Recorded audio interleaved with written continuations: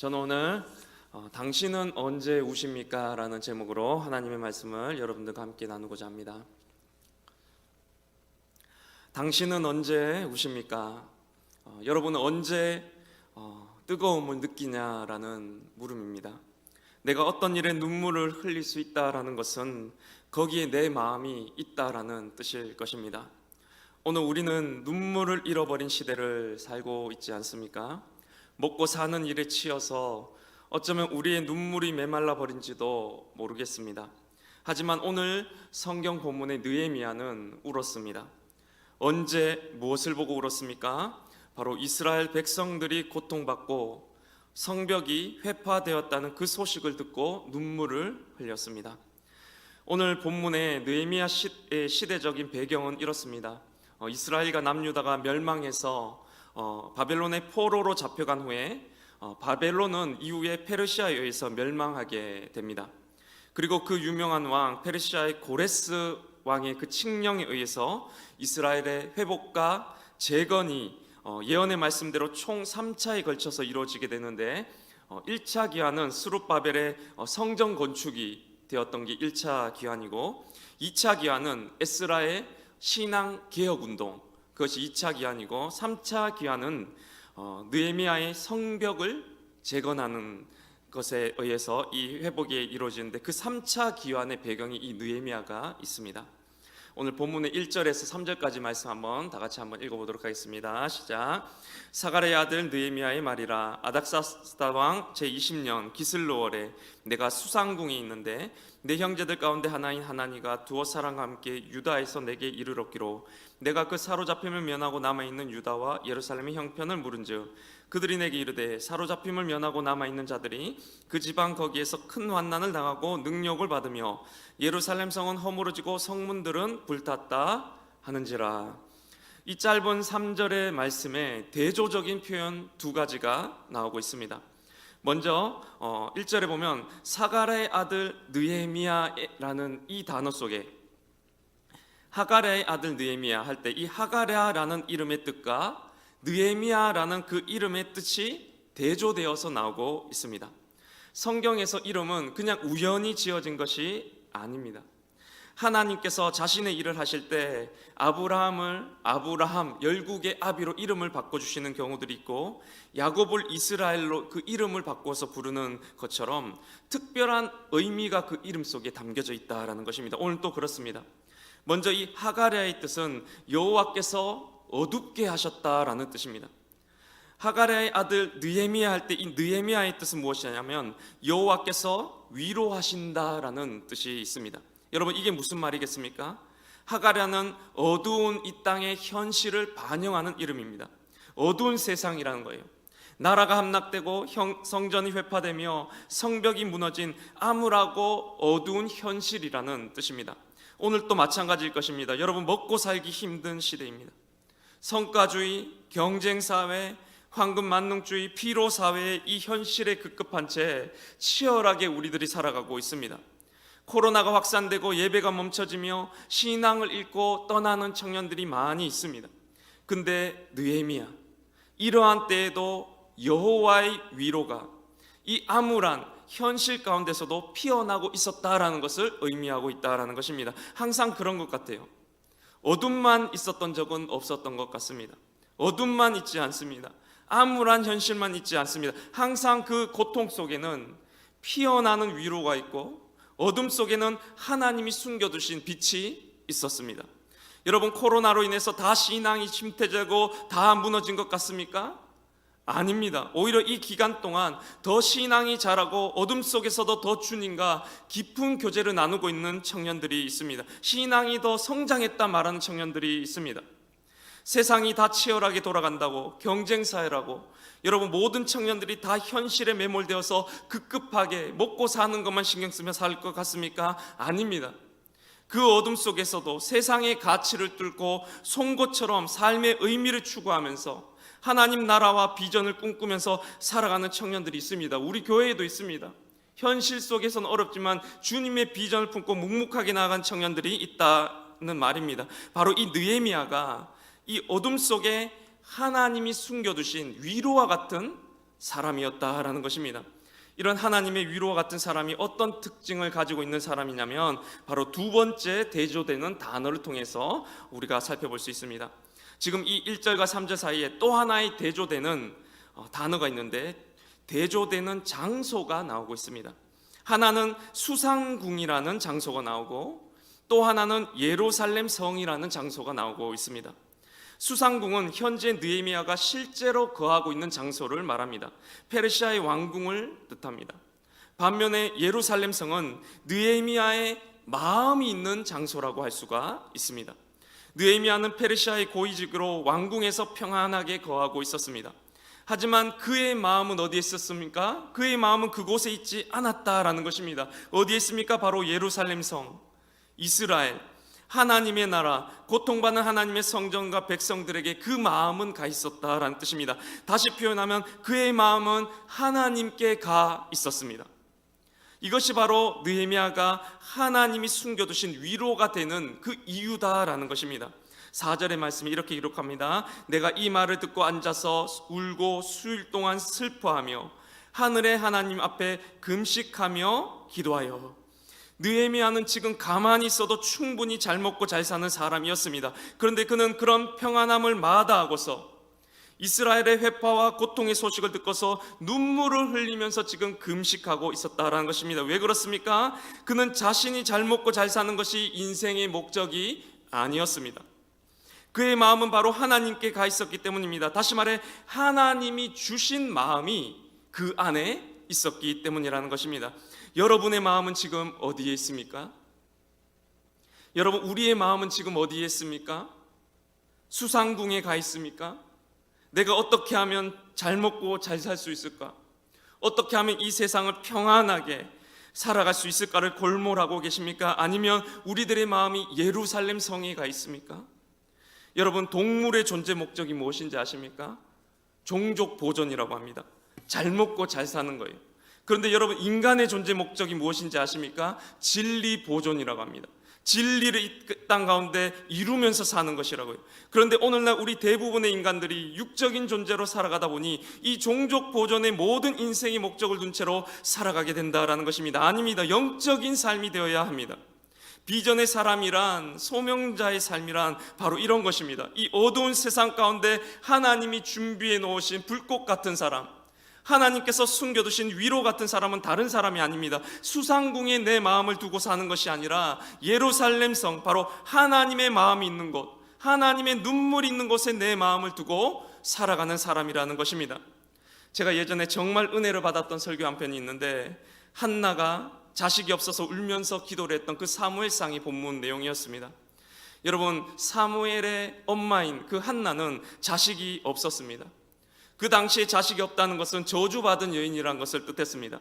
그래서 그가 성전에 나와서 기도를 하는데 그 기도하는 모습을 저 옆에서 보던 엘리라는 그 제사장이 너가 지금 왜 술에 취해서 그렇게 술주정을 하고 있냐라고 합니다. 이게 무슨 말입니까?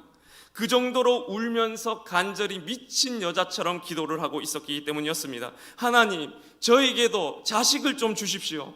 내 대적 분인나가 자식을 낳고 저를 조롱하고 있습니다. 저는 하나님께 버림받았습니까? 주님, 저에게도 제발 자식 좀 주십시오 라고 기도를 하는데, 그 간절한 기도 중에 이 한나의 기도 제목이 변화되게 되는 장면이 나옵니다. 자식을 주님께 드리겠습니다라고 그 기도 제목이 바뀌었다라는 것입니다. 하나님, 자식을 주십시오라던 그 기도 제목이 자식을 드리겠습니다로 그 기도의 제목이 바뀌었다라는 말입니다. 그 기도 중간에 무슨 일이 일어났기 때문입니다. 무슨 일이 일어났습니까? 그 중간에 일어난 사건을 이렇게 추측하여 설명합니다. 한나야, 자식이 없어서 그렇게 슬프냐? 자식이 없어서 너가 마음이 아프지? 나도 그렇다.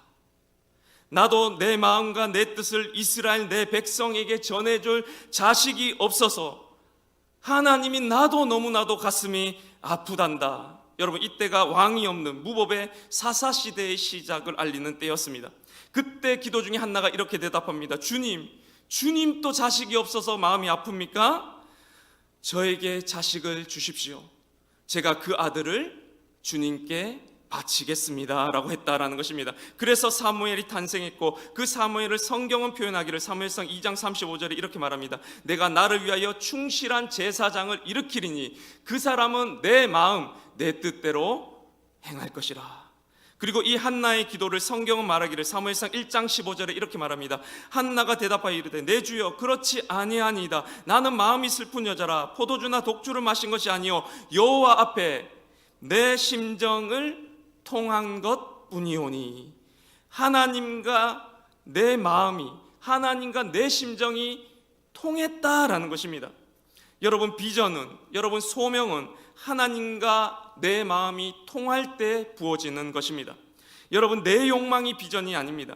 하나님의 욕망이 바로 나의 비전이 된다라는 것입니다. 하나님이 주시는 눈물이고, 하나님과 내가 마음이 통하게 될 때 그 하나님이 주시는 그 눈물이 바로 우리들의 비전이 된다라는 것입니다.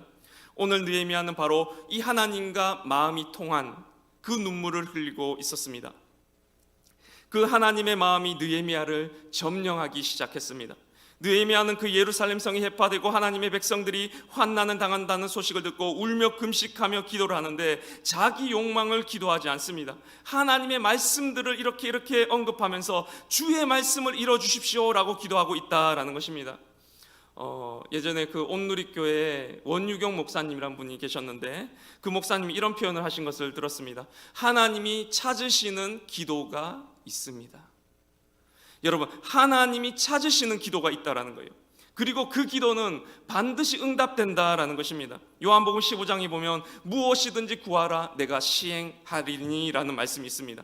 무엇이든지 구하면 내가 다 응답해 준다라는 뜻입니다. 근데 여러분, 기도해 보셨죠? 여러분, 무엇이든지 구해 보셨죠? 응답이 다 되답니까? 응답이 다 되지 않습니다. 왜 그렇습니까? 하나님이 찾으시는 기도가 아니었기 때문입니다. 그 앞에 이런 조건이 요한복음 15장에 붙어 있습니다. 나는 포도나무요 너희는 가지니. 너가 나에게 붙어 있으면, 너가 성령과 연결되어 있으면 무엇이든지 구하라 내가 다 시행한다라는 뜻입니다. 그러니까 먼저 하나님과 연결되어야 하는 것입니다. 성령과 연결되는 것이요, 그 성령으로부터 뿜어져 나오는 그 마음들, 그 성령의 좋은 마음이 각자의 캐릭터와 각자의 재능과 내가 좋아하는 것과 이것이 만나게 되었을 때 주어지는 것이 바로 비전이 된다라는 것입니다. 아무리 재능이 뛰어나도 하나님과 통하는 마음이 없으면 그것은 그저 현실을 살아갈 뿐입니다. 어쩌면 돈벌이에 불과할 수도 있습니다. 그저 하루하루 비전 없이 교회를 다니고 사명 없이 일상을 살고 현실을 버티는데 그칠 수도 있다라는 뜻입니다. 제가 한 번은 설교 중에 눈물이 멈추지 않아서 애를 먹은 적이 한 번 있었습니다. 그때를 잊을 수가 없어요. 이문동교회 고등부 전도사로 제가 사역을 할 때 일이었습니다. 특이하게도 그때 설교를 준비하면서 그 전에 이렇게 기도를 했습니다. 하나님, 제가 이 설교를 전할 때 주님의 마음으로 전할 수 있게 해주세요라고, 그때 특별하게 그런 마음으로 기도를 한참 하고 올라간 적이 있었습니다. 그리고 강단에 서게 되었습니다. 그런데 예화를 하나를 하고 이제 본격적으로 설교를 시작하려고 딱 한마디를 던졌는데 그만. 그렇게 울라고 해도 울 수 없을 정도의 눈물이 저에게 쏟아지기 시작하는데, 적당히 울고 설교를 시작해야 되는데 설교를 시작할 수 없을 정도의 상황이 되고 말았습니다. 별말도 아니었습니다. 어떤 감동이 올 만한 타이밍도 아니었습니다. 그냥 딱 한 문장을 읽었을 뿐이었습니다. 그게 뭔지 아십니까, 여러분? 이겁니다. 여러분은 너무 평범합니다. 여러분의 신앙이, 여러분의 열정이, 여러분의 하나님을 향한 그 마음이 너무나도 평범합니다라는 이 딱 한마디였습니다. 그런데 제가 지금은 확신하고 있습니다. 이게 정말로 하나님의 마음이었구나. 왜 그런지 아십니까? 제가 세상을 살아보니까, 제가 크리스천으로 세상을 살아보니까, 여러분, 평범하게 신앙생활 하니까 지더라고요. 평범하게 신앙생활 하니까 세상한테 정말로 지더라고요. 여러분, 이 말이 무슨 말인지 아십니까? 세상 가치관으로, 물질주의적인 가치관, 성공주의로의 가치관으로 무장한 그 사람들한테 내가 진다는 말이에요. 분명히 내 말이 더 맞아요. 분명히 내 가치관이 더 바르다는 것 저도 압니다. 하나님의 가치관과 하나님의 말씀과 하나님이 주신 비전, 이게 더 맞다는 것, 내 말이 더 맞아요. 분명히 내가 더 옳습니다. 근데 내가 집니다. 그들에게 집니다. 실제 세상에서는 지게 된다라는 뜻입니다. 내가 더 불행하더라고요.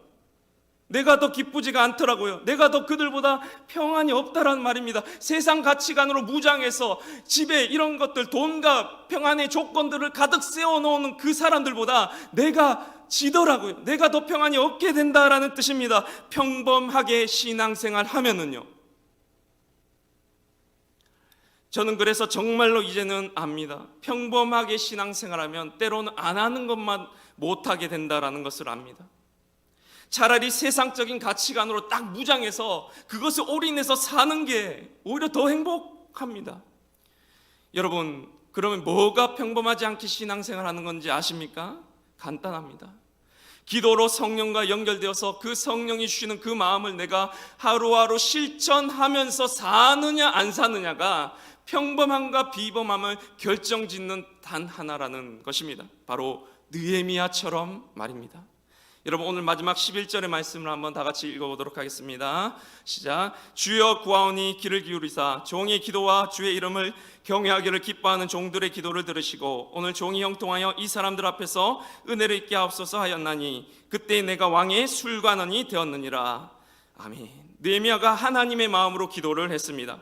그런데 마지막에 그때 내가 왕의 술관원이 되었느니라 라는 특이한 구절이 있습니다. 이 말은 내가 하나님께 비전을 품고 기도를 하니까 내가 그때 비로소 갑자기 왕의 술관원이 되게 되었다라는 뜻이 아닙니다. 원문으로 보면 이렇습니다. 기도를 했을 때 그때 내가 원래 갖고 있던 직업이 신분이 왕의 술관원이었다라는 뜻입니다. 여기에 중요한 비밀이 있습니다. 우리는 생각할 때 하나님의 소명과 비전은 내가 어떤 자리에 새롭게 오르는 것이 하나님의 비전이다라고 생각할 때가 있습니다. 내가 어떤 자리를 차지하는 것, 어떤 명성을 얻는 것을 비전이고 소명이라고 생각하는데 그것이 아니라는 말입니다. 이미 있던 그 자리에서 비전은 이루어진다라는 뜻입니다. 느헤미야가 하나님과 마음이 통해서 기도를 했다고 그의 환경과 자리가 갑자기 왕의 술관원으로 변하게 된 것이 아니었다라는 뜻입니다. 그가 원래 거하던 자리였어요. 그는 기도하기 전부터 원래 왕의 술관원이었습니다. 비전이란 것은 그가 원래 머무르던 그 환경 속에서 주님의 뜻이 이루어진다라는 뜻입니다. 하나님의 뜻은 우리가 처한 환경을 이용합니다.